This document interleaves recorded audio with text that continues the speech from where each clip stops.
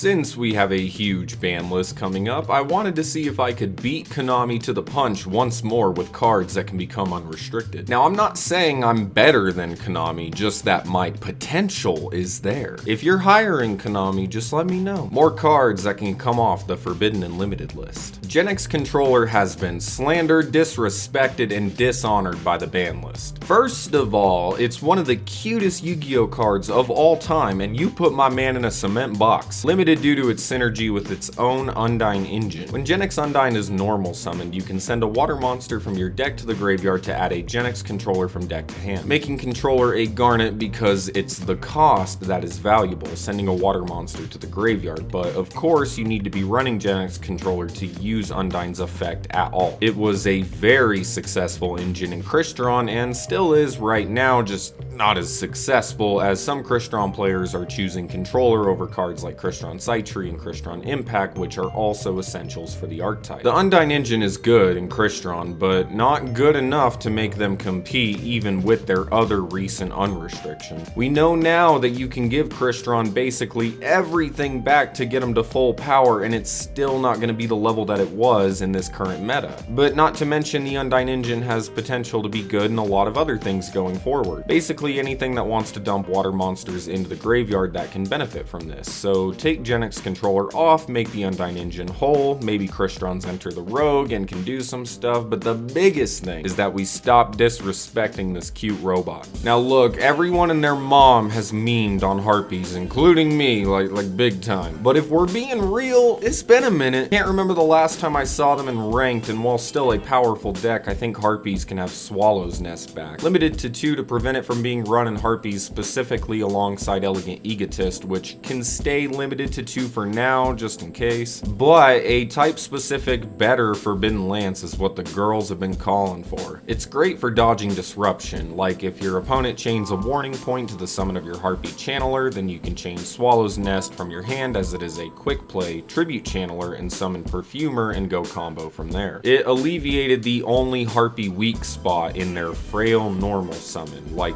infamously make or break normal summon. But the current state of the deck, it has a lot more vulnerability, and a quick effect bounce is nowhere near as special as it used to be. Harpies can use a buff, and more than likely it won't change much for the deck. World Legacy Clash may be the only card in this specific part that's up for debate, but I just don't get it. You can banish a face-up monster you control to target an opponent's monster and have it lose attack and defense equal to the attack and defense of the monster that you banish. It's like a barrel roll maneuver for your monster. Your opponent targets it with something, I'll see you, during the end phase. But it can also be used for OTK potential by lowering the attack of a monster, then building your board, etc. And it being a quick play elevates it to a high status staple. But don't get it twisted, you sir are not on enemy controller or treacherous trap hole level. You do not warp the limit 2 list around you. Frankly, I would be amazed if this card could find room to be in current decks. Definitely some of them, and the Mech Knight thing seems a little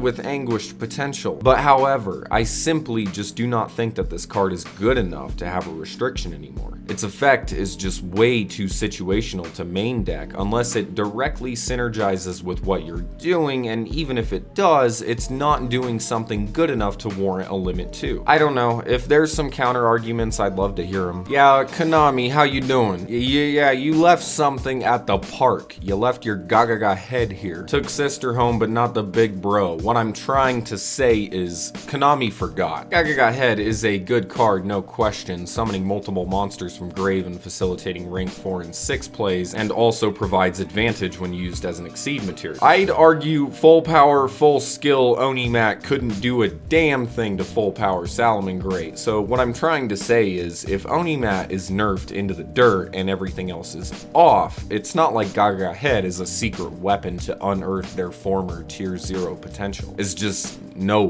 the times have changed. You have to be able to do more than just rank 4 and 6 exceeds, and Gaga Head ain't doing anything else. Maybe it's tier 0 PTSD, maybe it's personal jealousy of the card by Konami who just can't get that Kirk Cousins 6-pack, or maybe they just forgot. So that's gonna do it for this part in cards that can become unrestricted. There may be a part or 2 left into this, we'll have to see. Once again, it's kind of up to Konami, but I appreciate you guys watching, and I will see you in my next video.